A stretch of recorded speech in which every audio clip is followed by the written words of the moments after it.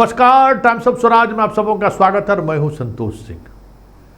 चलिए आज हम एक बड़ी बात हम खोज लिए हैं। बरका सच कहते हैं, जिसको खोजने के लिए हम 6 महीना से प्रयत्नशील थे, आज पकड़ा गया है। हाँ, कौन पाठक को पगला रहा है, ये पाठक को कौन कौन रोज नया नया नियमावली शब्द दे रहा है, ये अतुल प्रसाद को कौन पगलाए हुए था, इस शिक्षा व्यवस्था विभाग में इतना घाल मिल का है हुआ, इतना फर्जी बहाली, जितना तरह का अराजकता की स्थिति आया, तो हम खोज रहे थे कि कोई न कोई एक ऐसा है अधिकारी जो खेल खेलवा रहा है। कोई पते नहीं चले। एगो पाठक जी के साथ में जो चलते हैं उनको पहले से जानते हैं, जहाँ जाते हैं पाठक जी तो उनको ले जाते हैं, लेकिन उस आदमी को विभागीय काम में कोई मतलब नहीं रहता। बस पाठक के आदेश का इम्प्लीमेंटेशन हुआ कि नहीं, वही उनका देखना काम है। तो वो आदमी नहीं थे, ये बात हम जानते थे। बाकी जो कुछ उनके महिला मित्र हैं उन पर भी हमारी नज़र थी। हम वहाँ भी हम अपना टाका भिराए, सूत्र भिराए, तो वहाँ से भी पता चला कि ना, इन लोगों को भी कोई मतलब नहीं है। फिर लगा कि कौन हो सकता है। खोजते खोजते खोजते खोजते आज सुबह 5 बजे जो है सो पकड़ा गया। सुबह 5 बजे, अब समझिए सुबह 5 बजे मतलब 24 घंटा हम उसी को खोजते रहते थे। और जब वो पकड़ा गया तो ऐसा पकड़ाएगा कि सपने में भी नहीं सोचे थे। अंदाजा कीजिए कि कौन हो सकता है वो। दिमाग लगाइए, थोड़ा जोर डालिए। जब फंसने लगता है ना तो कहता है कि हमारा पत्र नहीं लिखा हुआ है, हमारा दस्तखत फर्जी कर दिया है, ये गलत पत्र है। और एक बार नहीं, 2 3 बार उसका पत्र इस तरीके का हुआ है। अब तो आप समझ गए होइएगा कि हम किसके बारे में बात कर रहे हैं। समझ गए ना? जी हाँ, हम बात कन्हैया प्रसाद श्रीवास्तव जी हैं, उनके बारे में कर रहे हैं। इनका चल और अचल संपत्ति के बारे में पता करिए तनी। इस आदमी को बेऊर जेल में होना चाहिए। समझ गए? इस आदमी ने पूरे शिक्षा विभाग को समझिए कि तबाह करके रख दिया है। इतना दिमाग लगाने वाला ये आदमी, सातिर आदमी है कि अब हमको समझ में आया कि अतुल प्रसाद काहे पगलाया हुआ था, पाठक क्यों पगला गया। इस सब को जो है ना, मतलब था को ना और ना को था करने वाला ये आदमी है। जो आएगा जैसे आएगा उसको सेटिस्फाइड कर देगा कि देखिए सर, ये तो नियमावली है, इस नियमावली में इसके तहत ही होगा। अब देखिए इसको कैसे पकड़े हैं। सो देखिए अभी जो मामला सामने आया है, यूपी की एक लड़की गई है हाई कोर्ट।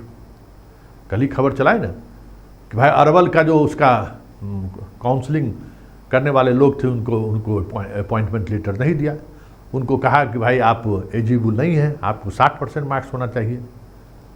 और अन्य जिलों में इस नियमों का पालन नहीं हुआ, सब जगह बहाली हो गई। अरवल में उसको रोक दिया गया। तो रोक दिया गया तो वो हाई कोर्ट चली गई।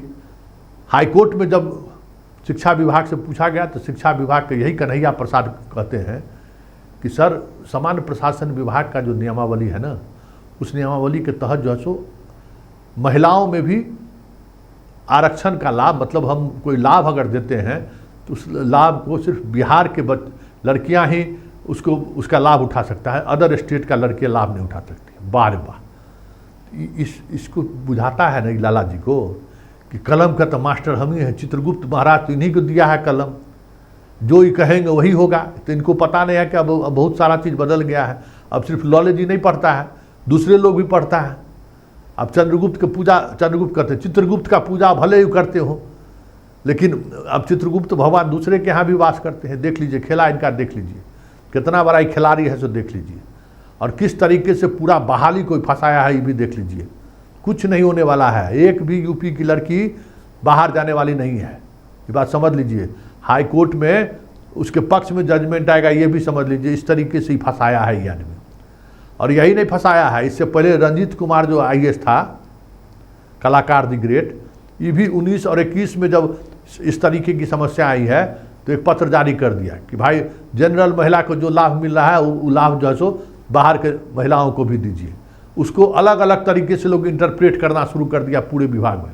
मतलब जनरल महिला का मतलब क्या कर दिया, जो यहाँ जो रिजर्वेशन है ना उसका भी लाभ उसको देना शुरू कर दिया। भाई जनरल महिला का 33% रिजर्वेशन है ना, 35% जो भी महिलाओं का, उसके अंदर में कट ऑफ मार्क्स में आया तो उसको भी बहाल कर दिए। ये सब खिलाड़ी सब है। ये सब फंसाता है पेंच। अब देखिए, अब हम आपको बताते हैं कि पेंच क्या है। अब देखिए कैसा बड़ा पेंच। देखिए ये जो है बीपीएससी जो है आपको 19/6/2023 को एक नोटिफिकेशन जारी किया है। उस नोटिफिकेशन में लिखता है बीपीएससी, राज्य सरकार एवं केंद्र सरकार द्वारा आहूत शिक्षक पात्रता परीक्षा के अंतर्गत प्राथमिक शिक्षक के लिए सीटेट पेपर 1 अथवा बीटेट पेपर 1 उत्तीर्ण हो के संबंध में शिक्षा विभाग के पत्रांक 582 दिनांक 17/6/2023, ये जो जिसका हम जिक्र कर रहे हैं, पत्रांक 582 दिनांक 17/6/2023, ये पत्र भी कन्हैया प्रसाद का जारी किया हुआ बीपीएससी को लिख के भेजा है। कि आलोक में स्पष्ट किया जाता है कि सीटेट अभ्यर्थी के लिए बीटेट 2017 के लिए लागू प्रावधान के अनुसार सामान्य कोटि के अभ्यर्थी को न्यूनतम 60% अंक और पिछड़ा वर्ग, अत्यंत पिछड़ा वर्ग एवं सामान्य कोटि की महिला उम्मीदवारों को 55% अंक एवं अनुसूचित जाति जनजाति एवं निःशक्त कोटि के उम्मीदवारों को 50% अंक के आधार पर उत्तीर्ण माना जाएगा। समझे? और इसी आधार पर, इसी शुद्धि पत्र के आधार पर जो भी लड़कियां, बाहर की लड़की भरी फॉर्म, इसी के ये पत्र जो देख रहे हैं आप पत्र, और ये पत्र जारी किया हुआ है कन्हैया प्रसाद को। समझ गए? आखिर कन्हैया प्रसाद पत्र जारी करने की जरूरत क्यों? बीपीएससी शुद्धि पत्र जारी करना क्यों पड़ा? दिमाग लगाइए। कहीं न कहीं से सवाल खड़ा हुआ होगा, कोई सवाल किया होगा, कोई किया होगा ना। तो बीपीएससी को पूरा क्लियर लिख के दे दिए कि नहीं, महिलाओं को हम जो है सो सामान्य कोटि की महिलाओं को 55। अरे सामान्य कोटि की महिला मतलब क्या कि भाई सीटेट के लिए जो बेसिक एजुकेशन क्वालिफिकेशन होना चाहिए उसमें 55%। ये तो आप इसमें नहीं लिखे कि ये बाहर की महिला अलग होगी या बिहार की महिला को अलग होगा। ये फंसाया है यही। ये देख लीजिए, ये देख लीजिए चित्रगुप्त का वंशज को। इसको समझ में आता है कि कलम का जादूगर हम ही हैं। फंसा दिया। इससे पूछा कौन था?